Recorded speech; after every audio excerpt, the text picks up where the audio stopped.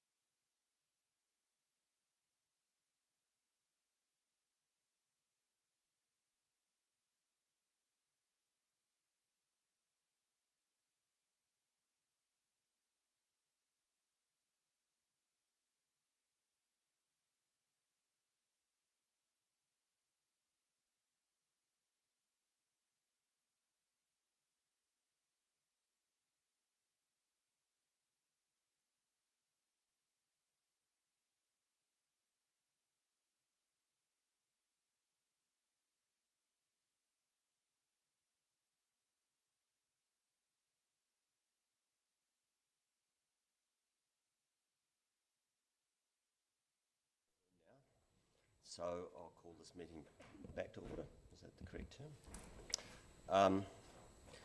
Well, welcome again to the what is the last Infrastructure Services Committee meeting of the Triennium on July 6th, 2022. Welcome all those to the room, and tēnā koroa to Ms. Potiki and Ms. McDonald coming in on Zoom. We have one presentation from Public Forum, which is Mr. John Jensen, who will be speaking about rubbish and ideas for collection. Welcome, Mr. Jensen. The floor is yours. Well, thank you for having me. Now, first of all, a bit of background about myself. Now, I'm condensing what I thought was going to be 7 minutes into 5, so if I go too fast, sorry about that. And after retiring as a teacher and principal, I joined Tyree Wastebusters, which some of you will remember as a waste management organisation. I was chair for 6 years and also wrote a column in the Tyree Herald informing readers about sustainability issues. We were Mr. Jensen, you can take your mask off if you wish to for speaking. I beg your pardon? You can take your mask off for speaking. Oh, right. Yeah. Yes, that would be better. Thank you. We were supported by the DCC until the council itself took action. I still have a letter from Jim Harland thanking us for our work and saying that we had incentivised the council to put in place a plan to deal with waste issues. We received a number of awards from the DCC and ORC.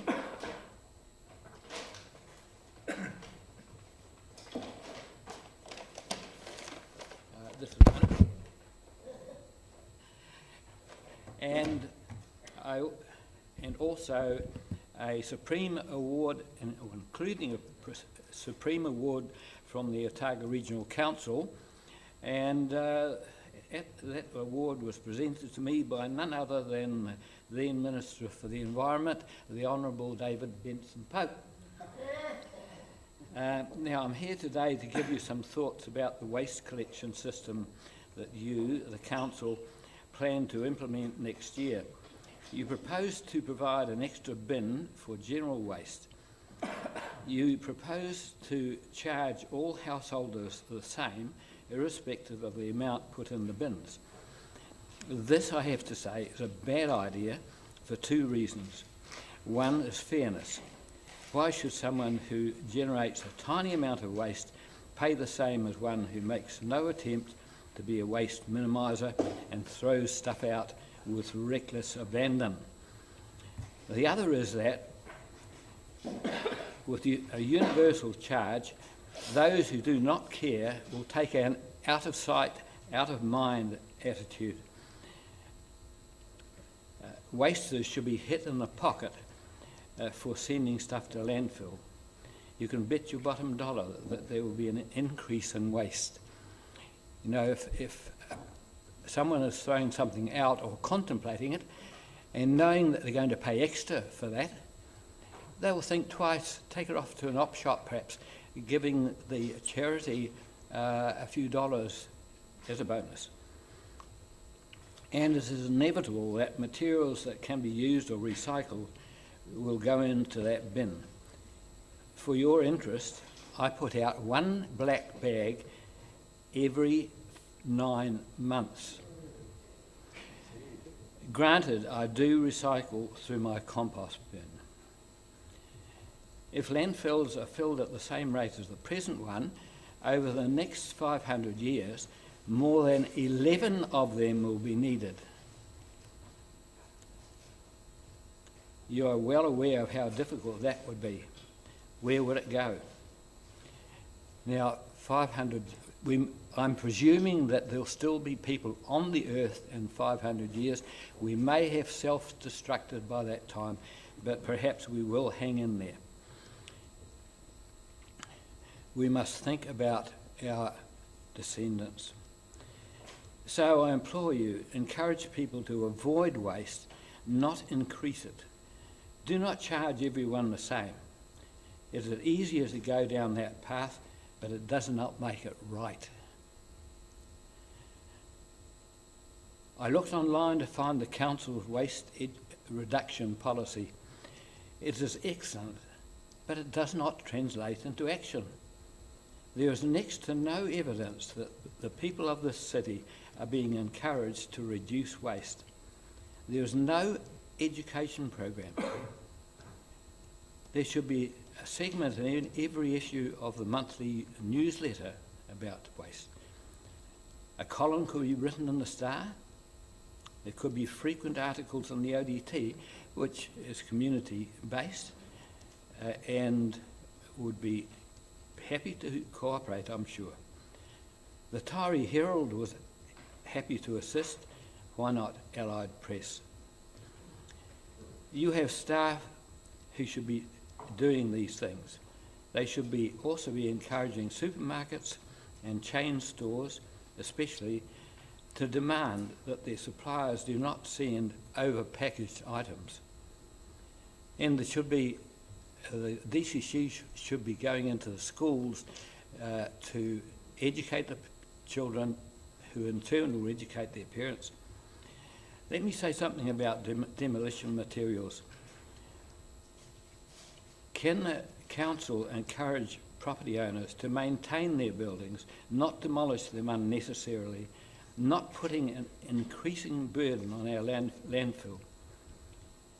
It should bother everyone that developers make little attempt to separate materials for reuse. Building and demolition materials comprise 35% nationwide of what is sent to landfill. I recently heard that in Australia, where lifestyles are similar to New Zealand, well over $1 billion worth of new, unused items are consigned to landfill every year, and that's reckless shopping. I urge the council to... Just, Mr Jensen, you're at the 5-minute mark, so if you could just wrap up, please. Can I finish the sentence? Yep. To purchase a chipper to deal with number 2 and 5 plastic lids and not leave it to private enterprise. Thank you for your attention. Thank you very much, and I probably cost you a good 20 seconds to tell you your mask to come off. So, do we have any questions from the council? Councillor Walker. Thank you. Oh, was that me? No, you're not Councillor Walker. I am. Oh, I didn't. Yeah, thank you, Mr. Jensen. That was really interesting and well done on your waste reduction yourself. Are you aware of the fact that as part of our waste reduction strategy moving forward, we are looking at pay-as-you-throw technology? Is that something that's definitely there to look at as the technology becomes available? Would that be something that you would support? So in essence, every 9 months you would pay? Anything to reduce waste, and you know, and I say user pays should be the mantra. Okay. And the second question is, I think you mentioned you call it chain stores and supermarkets producing too much waste, and you suggested our staff should speak to them. We're not delegated to do that, but would you encourage us as a council to push government to legislate corporates who produce too much waste at source? Yes, well, I must say, I don't know the legalities, and I'm not in the commercial world, so I don't know what the mechanics would be, but I'm sure there'll be a way. Okay, and I'd encourage you to take your waste off in the supermarket and just leave it behind. I do that. Yeah, well, and avoid using polystyrene to pack an electronic item. You pull it out of the box and there's polystyrene on the side. But it's possible to do it with cardboard, as everybody would know. Councillor Houlihan. But I think that it'd be a good idea to kickstart have a really strong campaign at some time, perhaps early next year, to get people thinking about waste reduction. Get into the school, get the schools involved, arrange an expo or something similar, something like the science expo that they have in the museum, where the children work on something at school. They bring in their maths, their language, their social studies, their science into these projects. They learn by doing that, and then they present it. They drag their parents along. They convert their parents to this way of thinking. There's no better way of doing it than that, in my opinion. Councillor Houlihan. And I'd be happy to take part in any workshops that might be set up to do such a thing. Thank you. Yes, well done on all your achievements. Sounds amazing. And I just wondered, because our children went to an Enviro school, and I know to get that award of a silver or a gold, we did different activities in the school. And part of that, we brought in someone from council, but I think any school can ask council, and I don't know whether they actively go around and talk to the schools, but I agree with you, I think it's a good idea if they did. But I think it was, correct me if I'm wrong, but I think it was Catherine Ward came from our waste department, and she did a rubbish audit with us, or helped us do it, and it was really good, very beneficial, and we all saw what was going in and what... Question? Sorry? We're only supposed to ask questions. Oh yes, so that's what I was asking, is were you aware that council could come out and do that in schools? Yes, I think you'd find schools cooperative, only too willing to get children in working on a big idea to bring all of their parts of their learning together and improving the environment at the same time. Councillor Barker. Thank you, Chair. Kia ora, Mr. Jensen. Just wanted to ask a question about the Science Festival upcoming in the next couple of weeks. Did you know that the Science Festival was doing a e-waste drop-off point and also doing some work with Builder Computer? I didn't know, no. I just thought if you were interested in becoming involved, that's happening in the next couple of weeks, and as the next school teacher, I know there's a question, would you like to be involved? Would you like me to get you in contact with them to be involved? I could talk to you again about it. Yeah, thank you. I'm in my 91st year, and I haven't got as much energy as I used to have, that's the time. But I'm not too bad. I still think you have remarkable energy, Mr. Jensen. I have two questions for you. Tyree Wastebusters, does it still exist as an entity? Does the Tyree Wastebusters group still exist? No, we finished in, I think, 2002 when the DCC got up and running. Okay, so are you aware of a group on the Waikawaiti coast called One Coast, which is a Wastebusters organisation now? Now, I did read something about that in the ODT, yeah. Again, if you want to, I'll get you in contact with them. My other question is, I was talking to a building manager from Kaianga Ora just this weekend actually about this very issue, and he had said to me that he had petitioned inside Kaianga Ora to get the equivalent of the red bin incorporated into the actual agreement for the renters, because they didn't have the money to pay for the black bins, and he was seeing a lot of storage of rubbish on site. So what do you think about the implication of user pays for those who are at the lowest end of the income stream, when we have evidence that in fact that people are making the decision to actually quite literally just not dispose of the rubbish at all because they feel they can't afford to do so? Oh, yeah. Now, that could be a problem. But I think it comes back to education. I think a lot of people are not aware of what they can do with what's left over, what they don't need. You know, there's an old jersey with the holes in the elbow. What do I do with it? All right, maybe put it in one of those bins on the roadside, you know, where it says clothing bin. Or they have they have soft plastic off, say, a block of cheese. Okay, wash it and put it in the soft plastics bag to go to Mitre 10 or the warehouse to be made into something else. Those are two examples. Compost, even on a small property, it's possible to have a compost bin, whether it be one of those that you turn around, turn the handle, or a bigger one, such as mine.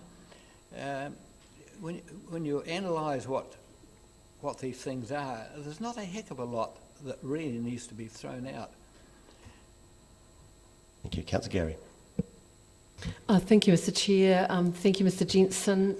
It's wonderful to see someone of your age coming to present to us on this. My question is around, are you aware of the local initiatives, an initiative called Buy Nothing, which operates in suburbs around the city, not all suburbs, where people basically gift items of all sorts, including demolition items, to members of the community. So somebody might have no reason for something, no use for something, and they gift it. Are you aware of that initiative? I am not aware of it. You no. might find that interesting. And that raises the question of publicity. You hear a lot about a lot of things just by word of mouth, just talking to people. You just told me now. But if it's not in the newspapers, I don't hear about it. Well, thank you, Mr. Jensen. That was a quite remarkable public forum presentation, and I think it generated a lot of good questions. And Councillor Barker and I will definitely be in contact with you with some follow-up questions. Thanks very much. Thank you very much. I move on to item number 2, which is apologies. I've received apologies from Councillor Doug Hall, Mike Lord and Lee Vandervis. I move that the committee accepts the apologies. Do I have a second to Councillor Elder? All those in favour? Carried. Confirmation of the agenda. I just have one question myself before we move on, and that is there's no major projects update in this agenda. Is there a reason? Just that the projects that we have baselined and can report to council have been presented, so there was nothing new to present. That's great, thank you. Therefore, I move that the committee confirms the agenda without additional alteration. Do I have a seconder? Councillor Walker, all those in favour? Carried. Item 4, declarations of interest. Has anybody changed their interest registry? Therefore, I move that the committee confirms, notes the members' interest register as attached and confirms the proposed management plan's interest. Seconded, Councillor Lafiso. All those in favour? Carried. Confirmation of the minutes. I move that the committee confirms the minutes of the Infrastructure Services Committee meeting held on the 9th of May 2022 as a correct record. Seconder. Councillor Radich, I do actually see you out of the corner of my eye periodically. Does anybody have any questions arising from the minutes? I have a question from the top of page 20. It's the consultation on the remainder of the Better Off funding. There was going to be a report back to council on that consultation process. Have we received that report? When do we think we'll receive it? The Better Off funding? No. There's it's on page 20. It's part 20 of our agenda. Part B. Top of page 21, yes. Yeah, so that funding is not available until 2024, so there's a bit of background work to do before we can bring that report to council. I was just suggesting that it wasn't a question of the minutes so much as the forward work program potentially.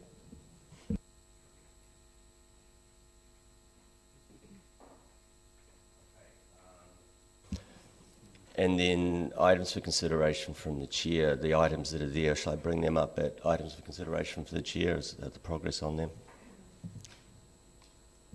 Chief Executive. Okay. Yeah, I'd suggest at the end under items for consideration by the Great, Chair. thank you.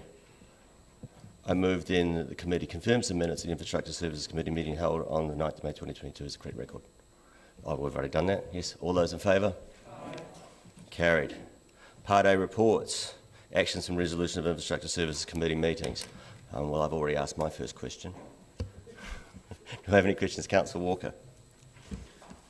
Just a brief question for probably Mr. West. Welcome back. Just around the School Street, is that still on for completion? Is it next month? Is there any? Just the construction.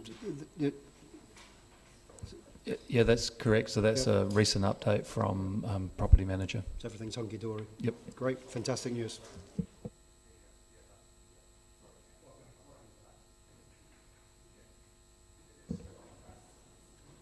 Any other questions?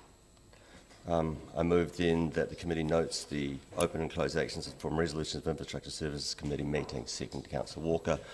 Anybody wish to speak? Okay, all those in favour? Carried. Item 7, Infrastructure Service Committee Forward Work Programme. Any questions on that? Councillor Barker.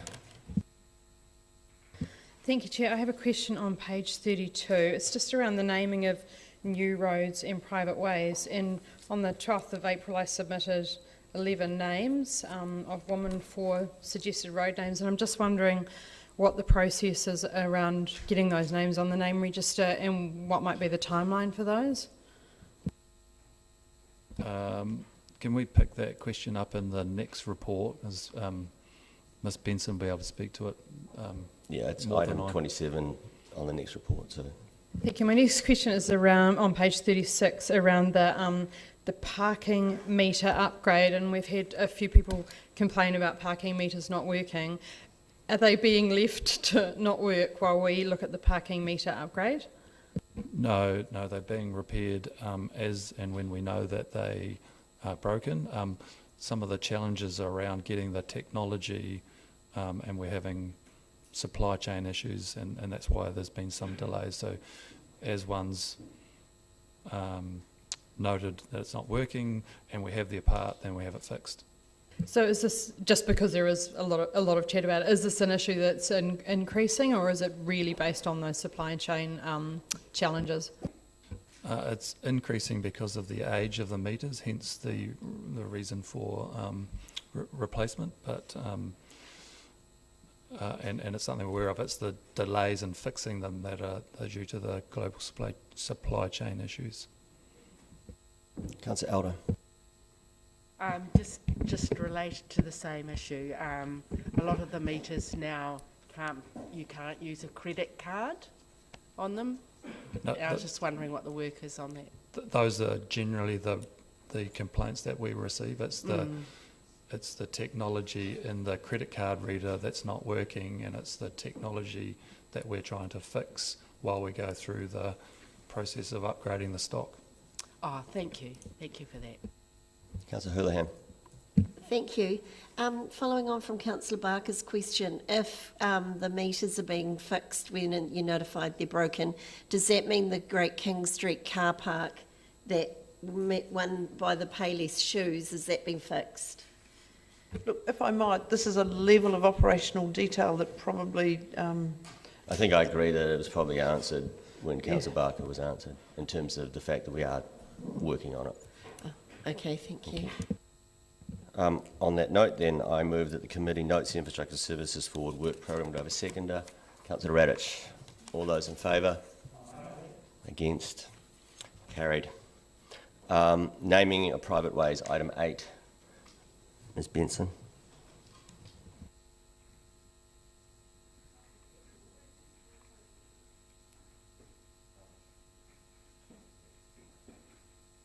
Kia ora. I am being joined by Simon Spears, who is about to enter the area.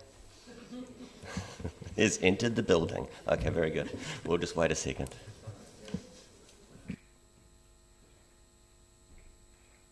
Hope Councillor Houlihan hasn't just locked him out.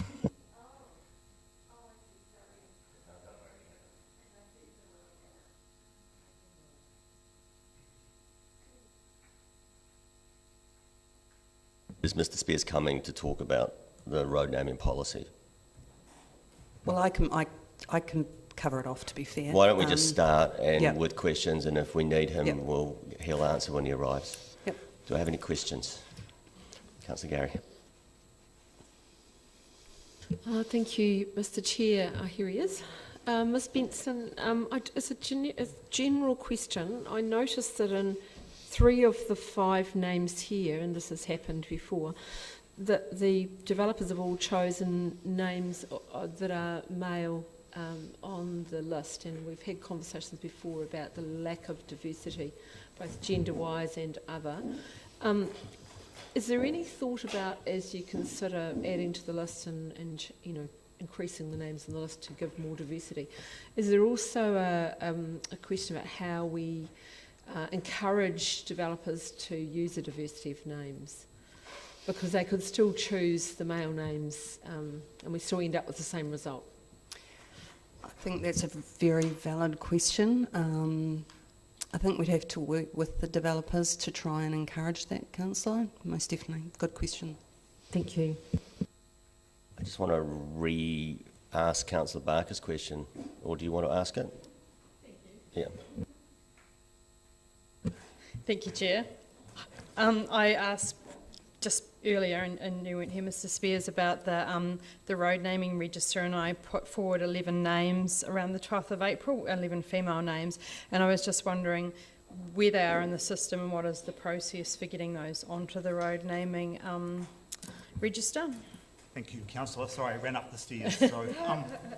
So we're just processing those names. So what we do when we get a name for the road naming register, we have to identify the families of those people and consult with them and make sure they're happy with those names being on a road register. So we have more names coming in now. And so probably towards the end of this year, early next year, we'll have a number of names to bring to the road naming register, which will be more diverse and more interesting. And we encourage more of this. So if people are in contact with community groups or people that have an interest in land or anywhere else, we really want to increase the diversity we have. And we do promote it, the road naming register, to developers. That's a good option because it gives them assurance in the process. Very good. Are those names being added on the registry as they're done, or will they come in as a batch name set? They'll come in as a batch of names to the infrastructure supplement because you still have to approve them as part of So that this is process. the last infrastructure for this year, so it'll be in the next triennium. Yep. Very good. Councillor Walker, I've caught you. Yeah, probably asking this question on behalf of everyone, but just item 11, the promised update around the Old Cottage Lane and Old Stable Lane and the discussion with Mana Whenua. Just what we have an update on that? So we had a meeting with Mana Whenua on the 30th of June, and there was a discussion about how we would like the road naming policy to better reflect communities and the values of the communities, and particularly areas of interest to Mana Whenua. And the policy does ask us to consult more, and we ask the community boards to help us with that consultation.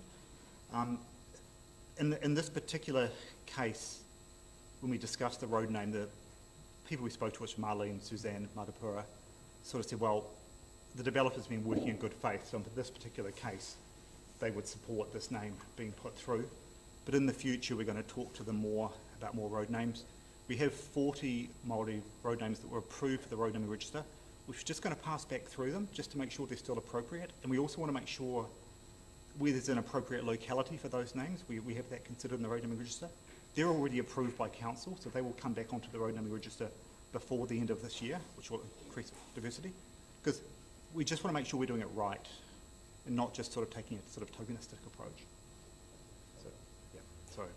Thank you for that answer. And I'd also maybe request and suggest that when you have those meetings with Mana Whenua, you include whoever is the chair of the infrastructure committee so that we've got the governance aligned with those meetings. Yeah. Thanks. Councillor Elder. I'm just wondering, it sounds like you're doing a great job in trying to diversify things, is whether in fact it would be worthwhile, and it's just putting it out there, of having some kind of formula related to that. Like, you know, you say, well, actually we've had lots and lots of male names for streets, you know, and we're wanting to have 50-50 or 1/3, 1/3. whether in fact it would be good to have a guideline around that, I think like affirmative action kind of thing? I don't know, because developers quite often are very invested in road names. Yes. And it would be hard for us as staff to enforce that. It could be a target. We could work better with developers to try and encourage that. But I think a formula could be quite difficult to implement. We can consider it. I think it's more about just encouraging better diversity and people to think more broadly about their communities. Cool, thank you. Councillor Gary. Yeah, just a small detail, and thank you for all your work on this in consideration. I know it's difficult. Question is, would most of, if not all of the developers be male? No. No, thank you. Sorry, most probably, but Okay. good. And one of the challenges with developers, some of the developers are quite large-scale developers. Some are just people who are developing a piece of land that this will be the only development they ever do.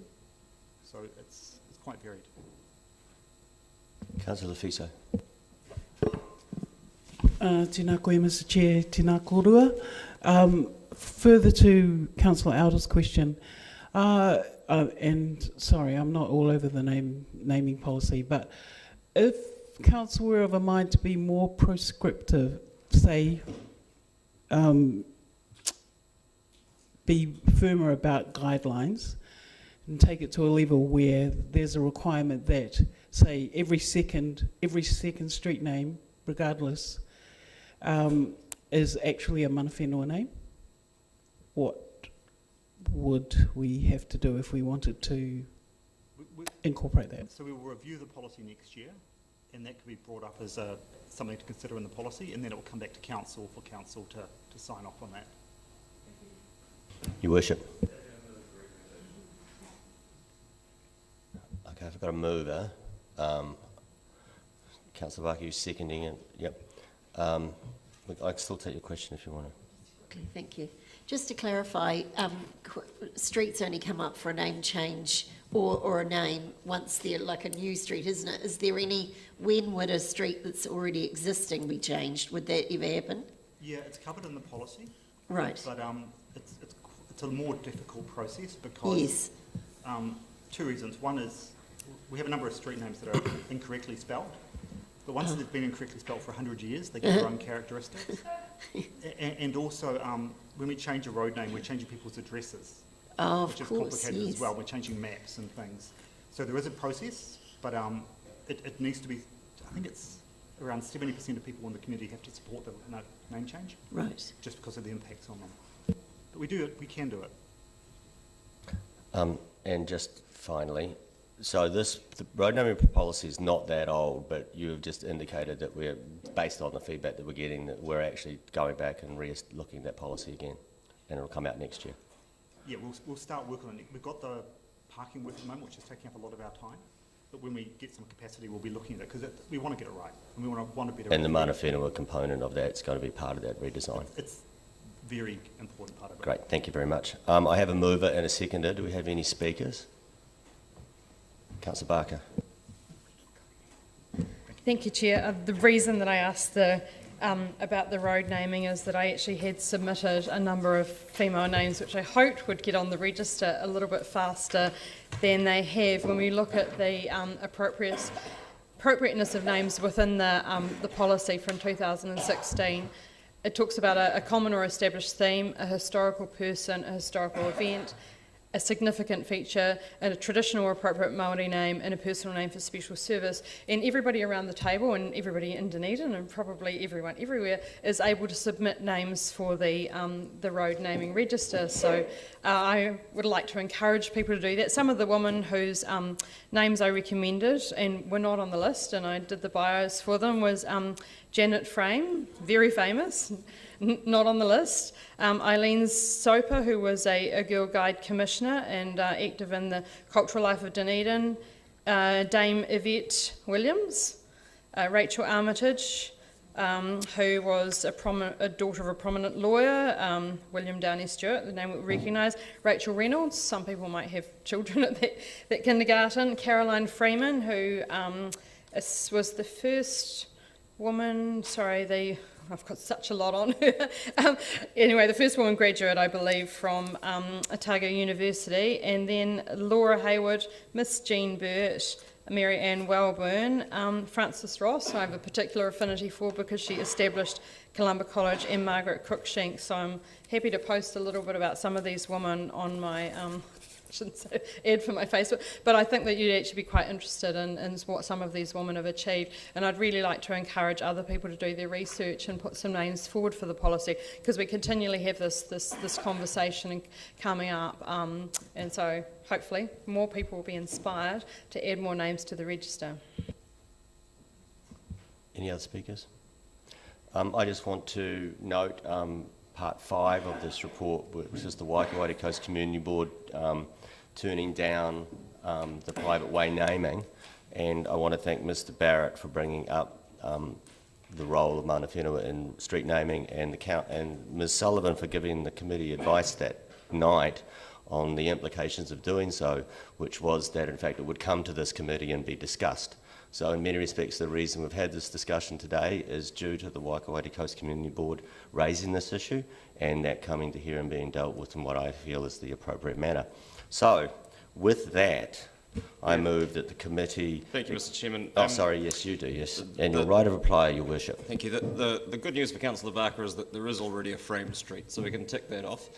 And it's useful to know that colleagues are submitting options for the road naming register, as anybody is welcome to do so. But the focus of the discussion and the questions has largely been around the policy and the register itself, which is not irrelevant to the paper, but not what we are being asked to discuss, which is to approve road names for 5 private ways consistent with the road naming policy as it currently exists. And it's pretty straightforward, and it's great to see some more of our architectural heritage, colonial albeit, being recognised through the arts and crafts movement in Edmund Anscombe Place. But I welcome the debate that we might have about what a future policy might look like or what a future register might look like, but that isn't the item that is before us, and this shouldn't be particularly controversial. Thank you. Worship, and nice to see the neurologist who gave us Tourette syndrome mentioned as well. All I put it, all those in favour? Against? Carried. And now we move on to item 9, updates from governance entities, which is more or less an activity that I've been bringing to this committee for the opportunity for external committees' minutes to be logged and brought to attention of the council as to what representatives of the council are doing on those committees. I just want to talk quickly to the Regional Transport Committee minutes, and I draw your attention to page 64 of our notes, and items that were brought up in the name of this council. The first one is the South Island Freight Summit, and bringing up the request for freight movements to be brought to the committee. This is a follow-up from a South Island Freight Summit, which was made attended by the chairs of the RTC, so that's Alexa Forbes as our Regional Transport Chair, and it relates to meeting some of the government policy statements on mode neutrality. Page 65, shaping future Dunedin transport. I raised with the issue that the livability issues are often put away and traded against transport efficiencies, and that when we're looking for good outcomes, we need to look at how the program business case is developed and take into account livability as we move forward with those cases. Page 66, this is going to the technical advisory group, needs to know more about freight movements so that they can advise us on whether or not we should be looking at an inland port to the south of the city. And that is a request for a report to be done there. And that relates to page 66, where we start moving into if the current methodology for assessing Dunedin in this area as a tier 1 or a tier 2 city is based on population and population growth only, but it doesn't take into account freight movements and our role as a regional hub. And I think that once that's taken into account, that will change the view of our... Sorry, Mr Chairman, this has been moved and seconded. Well, we can just leave this here, and we can have a situation where I go off and represent the city and you don't know what I've said, and I don't get any guidance from people to go to that committee as to what I should say. So this is an attempt to try to be transparent in what I'm doing at that committee, and I'm explaining what I've done. But if I am in breach of standing orders, then I'm quite willing to stop.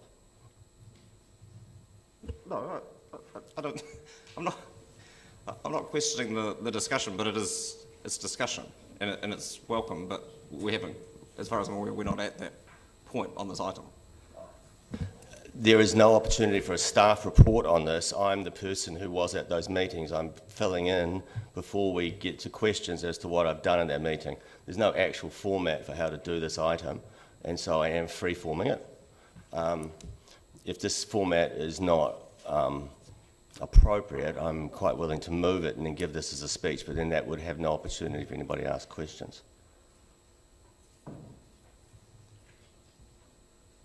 So, Your Worship, do you? Very good.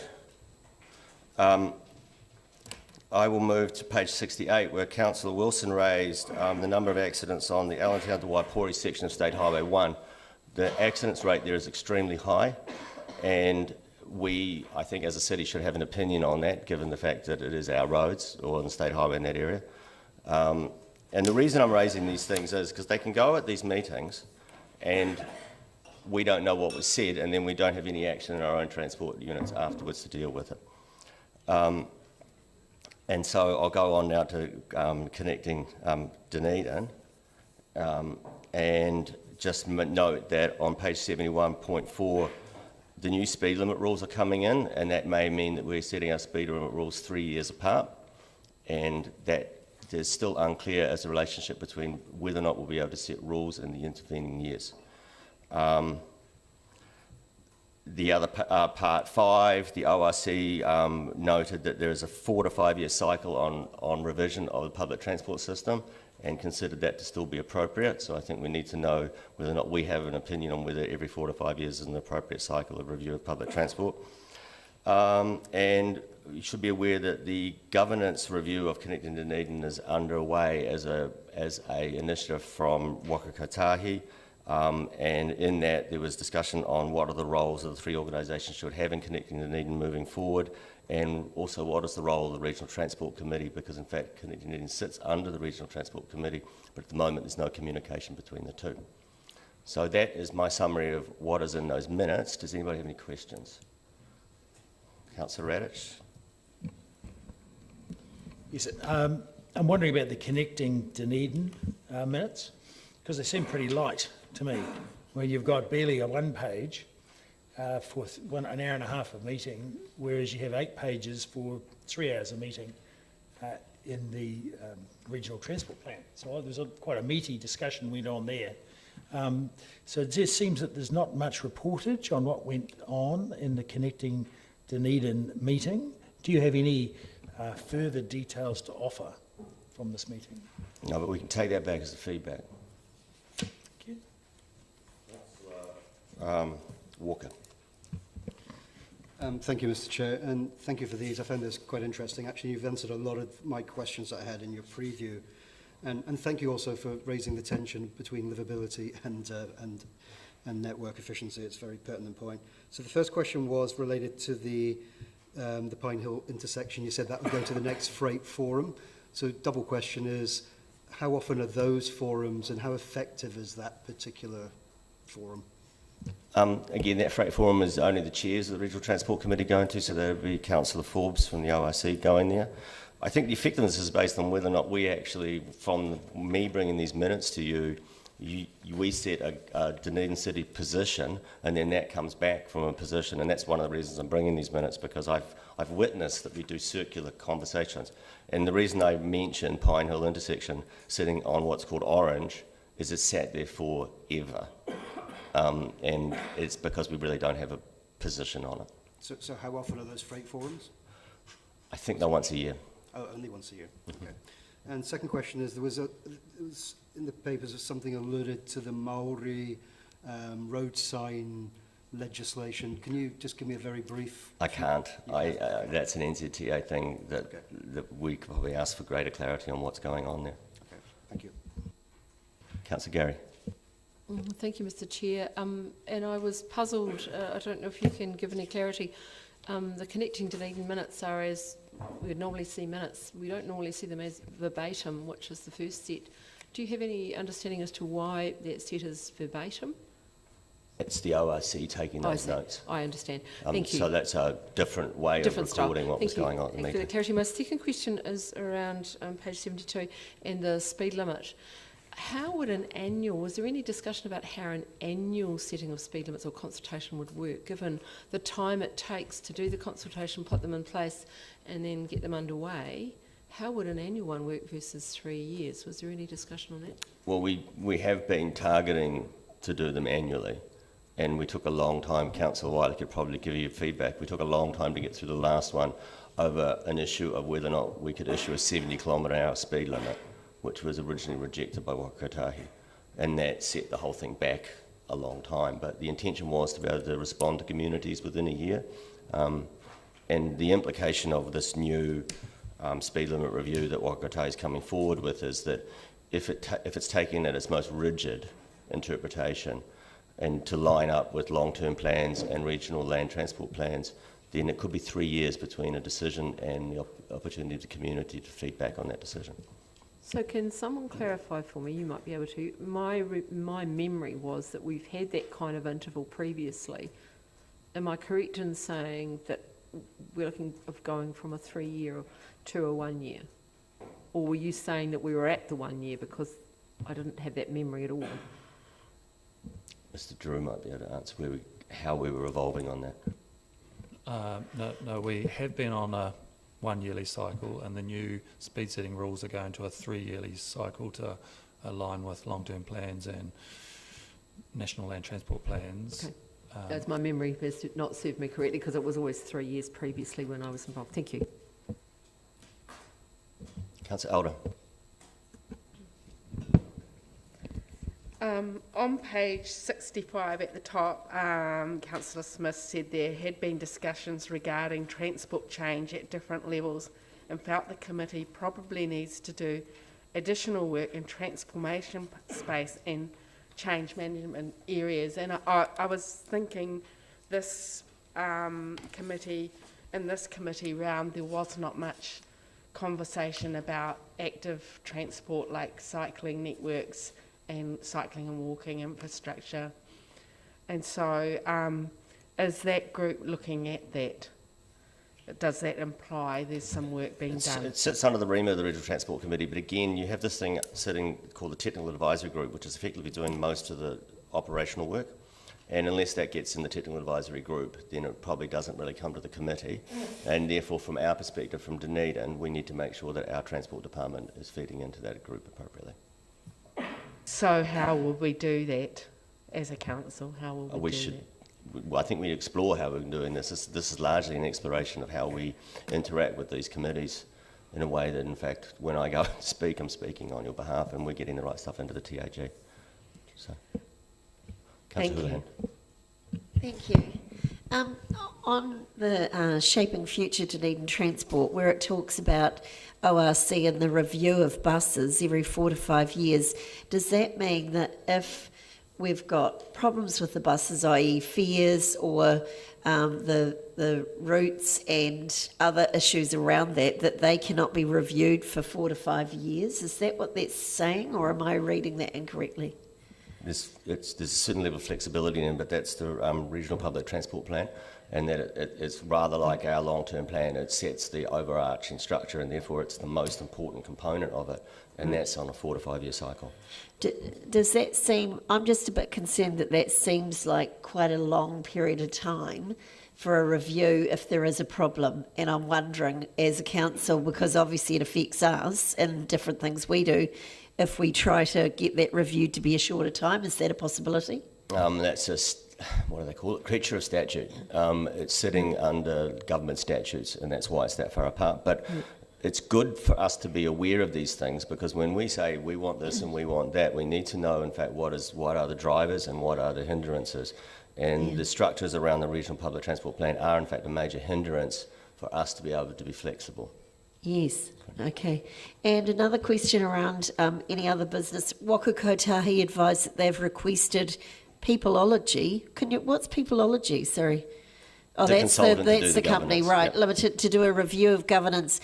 Is it normal that they review Connecting Dunedin? Like, does that happen sort of on a regular basis? Or is that something they're just bringing in now? And do you think they're reviewing Connecting Dunedin in connection with the fact that they want to lower all the speeds around the country? Is that... No, they're unrelated. They're actually reviewing it in response to our requests for better communication between Waka Kotahi and the DCC. So it's actually a positive. Right. It's reflecting that Waka Kotahi has been listening to us, and we're starting to have some good progress. Councillor Barker.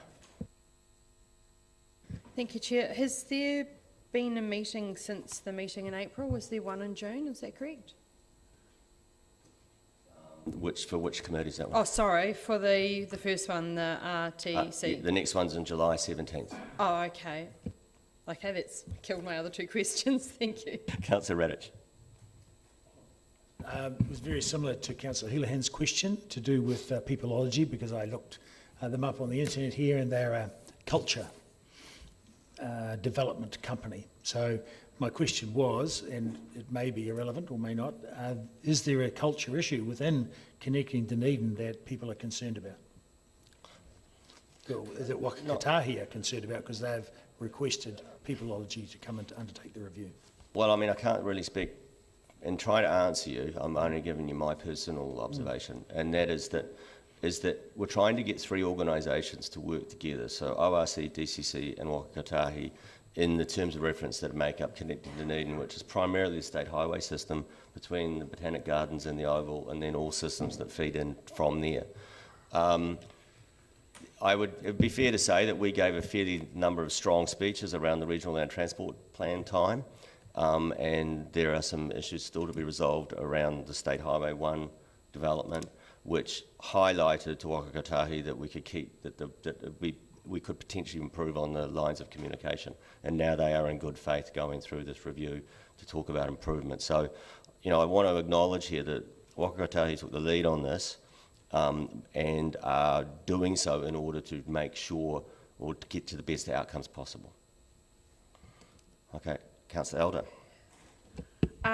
Just in terms of our future planning for the city's transport needs, and how that relates to the regional transport plan and the national transport plan, what do we need to do to get our processes in line with this? Or, and referring to Carmen's point, you know, if the review's every 5 years, or 4 years, it's a long time between opportunities to change it. The reality is that what the Regional Transport Committee does is effectively do the equivalent of a long-term plan over a 3-year period.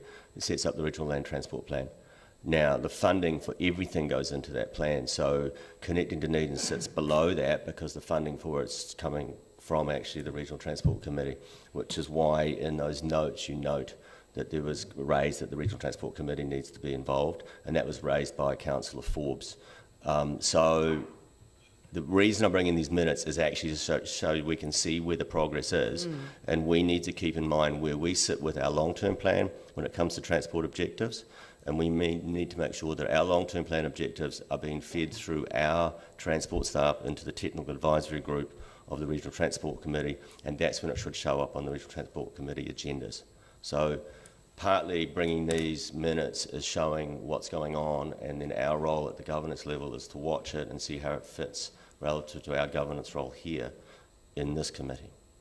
If that's a good answer. Yes, it's a good answer. Thank you. Thank you. I don't anticipate this many questions next time we put these minutes down, but I think we've exhausted questions.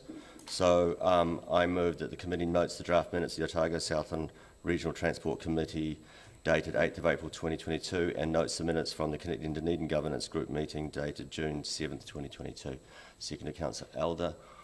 All those in favour? Oh, does anybody want to speak? Councillor Wiley. Thank you. Thank you, Councillor O'Malley, for bringing this to the table and having this in our agenda. I actually think it is a very valuable piece of information to be included, because I actually feel a lot more included in what is being said and how our city is being represented at these meetings. And thank you for your leadership in that role and advocating for what's going on. But it's also interesting to see what is happening around the rest of the region and how these issues all really connect together. You know, just even noting that the commentary from Councillor Wilson around the Allington Road and the accident rates on it and the need for improvements around it. But yeah, please keep promoting the inland port, because I think that is vital for our city going forward. So thank you for your work in this space. And for the voice you bring at these meetings, and I appreciate the information being included in our agenda. Okay, Councillor Radich. Yes, I would like to echo those thoughts, and I think in particular for the Regional Transport Committee minutes, we have a great quantity and quality of information, so there's a lot of meaty issues discussed and a lot of evidence of what was talked about, and it's very helpful for anyone on looking to see what's going on and to see the direction of all the parties involved. Not so much for the other one, Dunedin, because the minutes are very skinny. But the one thing that does stick out there, of course, is item number 6, Wakatahi, requesting Peopleology to undertake a review of the governance arrangements, and the comment that there needs to be a mechanism for all three organisations to engage with the public. Now, I think that the general public of Dunedin most certainly feel that they have not been engaged with in the business of connecting Dunedin, and as a result, we've had several sample polls and petitions and so forth put forward to government even, and various polls in the paper very much not in favour of the thrust of Connect Dunedin, particularly when it comes to the one-way system. So I think the residents will be gratified by item 6 that there will be a review of the governance arrangements of Dunedin. Thank you. Councillor Houlihan. Thank you. Yes, I want to thank you, the Chair as well, for bringing this to our meeting, because I think it shows transparency, which I don't think we had before, and it helps us understand some of the decisions that are being made or question them, which is more to the point, and I think quite important that we're able to see what's happening and feel like we have a little bit of, well, I suppose it's not really input, but that would be a good question actually. What if we're not happy with any of this? Where do we go from there? This is a question, but I can't ask a question at this point, but I'll just put that out there as to where do we go from there. Poor Councillor Benson Pope, he sounds terrible. Are you all right there? He's coughed all the way through the meeting. Is that I just wonder what our position is if there are things in here that we're concerned about. But what I would go back to, particularly around the review of every 4 to 5 years around the buses, I think that's far too long for our city and the people who catch a bus to have to wait for problems to be reviewed. It needs to be more frequent, and every 4 to 5 years, in my opinion, is far too long. I'm just wondering if media cover these meetings. I don't know, we've got media here, but it's probably, I'm assuming they're not in public, but certainly this information affects all of us, and a lot of the decisions we're making around future transport are huge and have a massive impact on our city, and then they go through to this these regional committees that I'm delighted we have Councillor O'Malley as our representative there, because he's a real advocate for lots of things, and he's very passionate. But I'm wondering if we need more work between the two, ORC and DCC, at level before it comes to here, because we don't seem to have any input at all with ORC and DCC around these issues often, not saying never, because there is the odd thing, but very rarely that we get together, and I think that would help strengthen some of these issues. And certainly I would urge us to get together again with ORC and talk about some of these issues, i.e. especially the buses, because I know we've done that now, but I think we should do it again. Councillor Elder. Thank you for these reports, Chair. They're very helpful in informing us about also the process that is happening and the processes we can actually set in place strategically to influence the regional land transport plan and also the national land transport plan.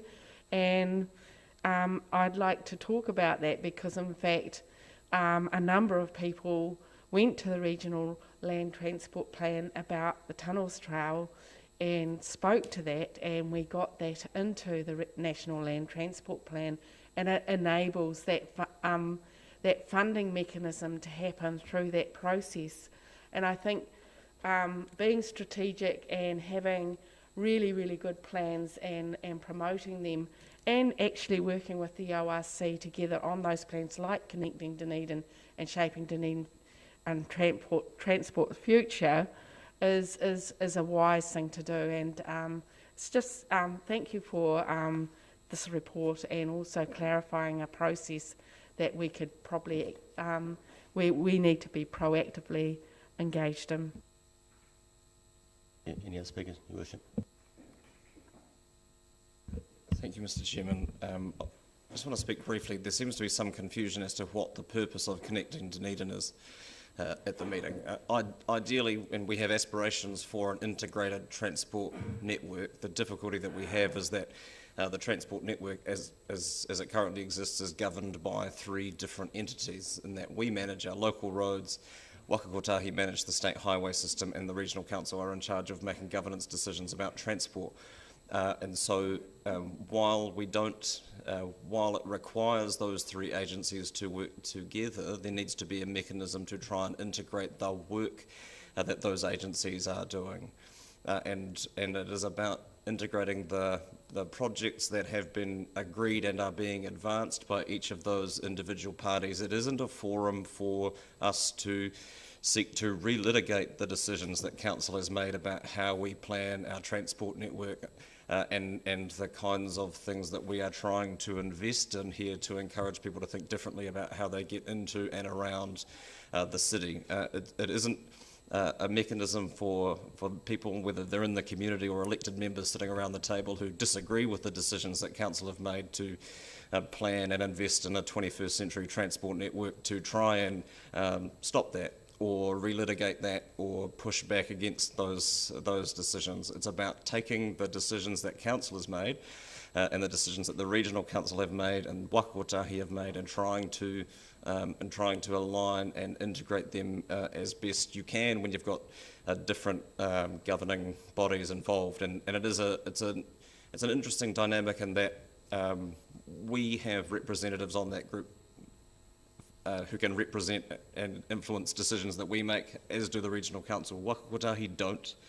So you have an interesting dynamic where you have 2 sets of decision makers and their staff present, and then effectively officer level advisors to the board or to the senior executive and ultimately the board of Waka Kotahi, and that presents its challenges. There's no easy way around that, but those are the sorts of questions that are being explored by the governance review. How do we better integrate the work of those 3 agencies? It absolutely isn't an indication that the decisions that have been taken by the individual parties and the integration of that has failed, as some have tried to suggest at this meeting. It's about how can we best advance them and best integrate them in the work that we're doing. And I welcome the review and to see what comes of that.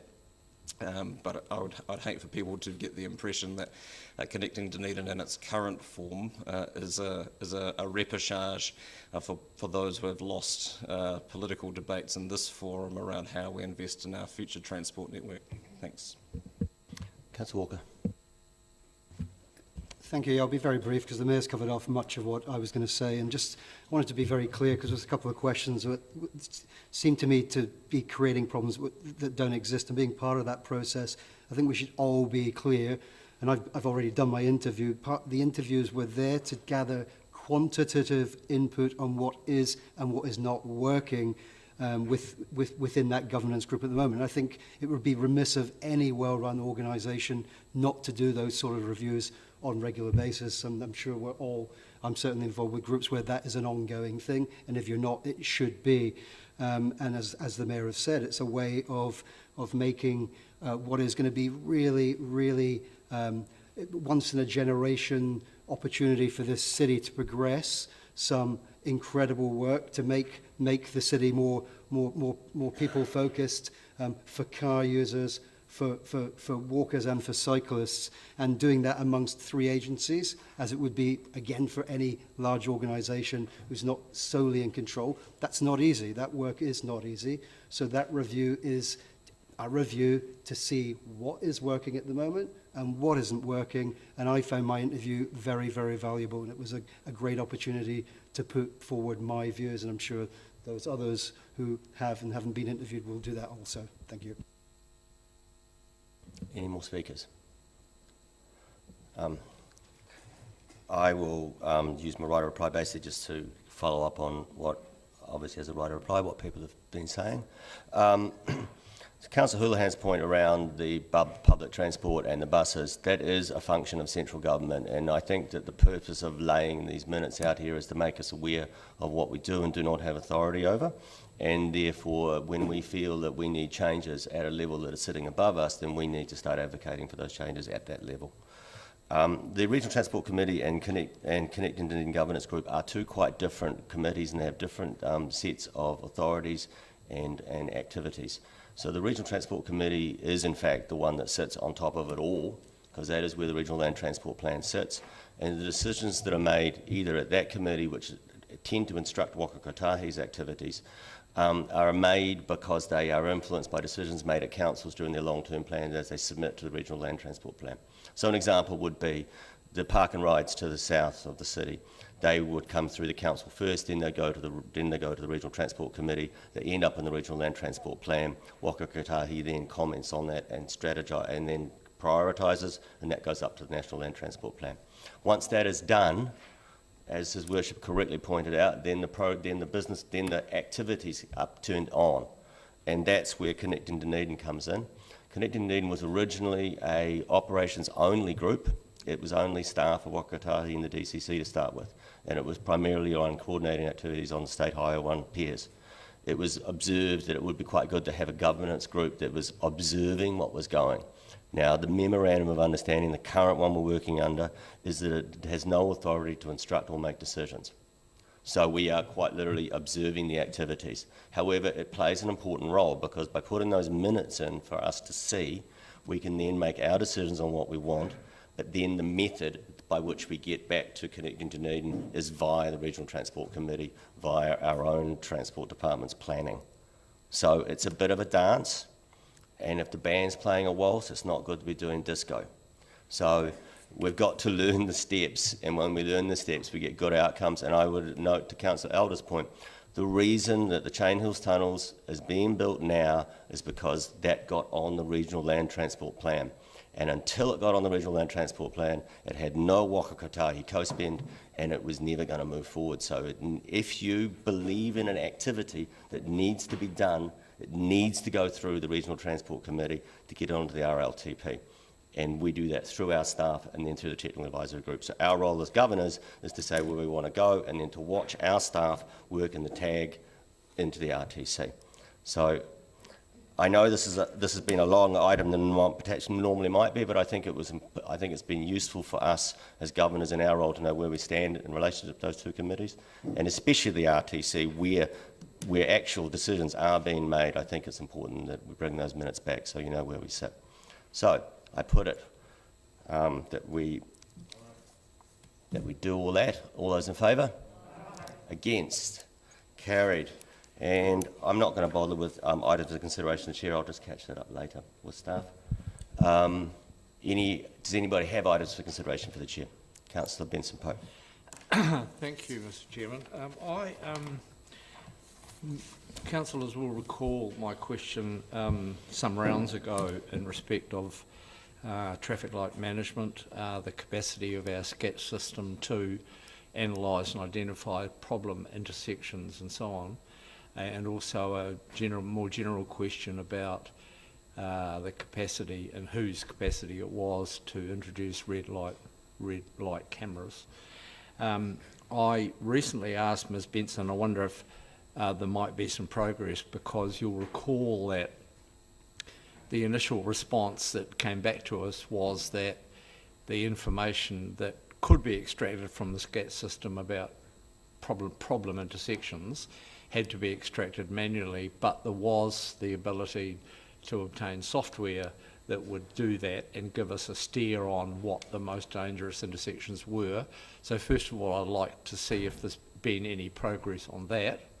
And the second part of the question is, there's been no response, as far as I can recall, about the capacity that anyone might have to install red light cameras. And I raise this again because there's another level resurgence of public concern about bad driver behaviour at intersections, and I think there's a clear leadership role for us as the main urban local authority in doing something about it, or determining who should do something about it. So my first question is Ms Benson able to tell us about any progress about the software that could make the identification of problem intersections easier? Items consideration, Mr Chair. Yes. Yeah. So normally, this is not a forum for staff to provide advice. Items for consideration for the Chair are just that, and staff will report back outside of this if and when they can. I'd be quite happy with that. It's just that I did ask a long time ago, and when I last asked staff about it, I was told they were checking. I've had no further response, and I think it is a matter that needs urgent attention, and we should provide that. So I'll look forward to a report in due course. Is that what I'm to expect? I don't think a consideration of the Chair can generate a report. No. So it's like staff will check, and it may be that we provide council with advice. I would note, however, councillors, that this is the final meeting of ISCOM, so there is no guarantee that post-October the 8th that this committee will be reconstituted. And so I just need to let you know that in terms of any items for consideration that are requested today. Well, may I? I think as Ms Collard does raise an interesting issue about the usefulness or not of having this capacity on the agenda, and I appreciate that I've raised by way of notice of motion at the meeting later a matter that came up at a public forum at council some time ago. And that opportunity is available to us. I'm just concerned that an issue of public safety and public concern that's been raised some months ago has been sliding, and we don't have even the most superficial answer to the questions that have been asked in the community and the questions that I asked here. And I think that indicates there is a problem here. Thank you. I mean, I guess I was going to raise how are items for consideration of the Chair being reported back, given I've got two outstanding ones as well. I know one has been worked on, which is the wharf at Karatani, but the standing energy catalogue of our existing buildings, I haven't heard back where we are on the progress for that. So I guess for the next triennium, given this is the last meeting of this triennium, I do think we need to explore how items can be brought up that don't necessarily require a full resolution for introduction. And so if I might, we always try and make improvements each triennium on things that have or haven't worked. Items for consideration, I think, are problematic because they are a little bit random, and then there is no ability to assess them necessarily against existing work programs. And so historically we've had items for consideration, but we haven't had until relatively recently forward work programs, outstanding action items. And so as part of our planning for the new triennium, we will look at changes to the structure of agendas potentially, and options where these matters might be formally able to be put into the work program and considered, so that we've got an all of like infrastructure view of what work has been requested. So there will be some changes proposed for the incoming council to consider about how we might manage this. Councillor Benson. Well, that's helpful. In the interim, would it be reasonable for us to expect to us individually a report on what progress, if any, has been made on the matter of the SCATS software that was asked about? I will have a conversation with Mr Drew and see if there's, and provide an email update to councillors once I've had that discussion. Thank you. I think a relevant piece of information there is that the normal forum that this would have ended up in was the police, Waka Kotahi and DCC committee called the Road Safety Action Committee, and I do believe it has not met in this triennium. And that would be because in this issue you're talking about enforcement as well as measurement, and that's where the two entities will need to be involved, and that's the committee that more or less was charged with that activity and hasn't even met. So anyway, I think that's sort of the end of matters for the chair, and I think the CEO has heard what we've said today. So with that, I draw this meeting to a close at 11:32. Thank you.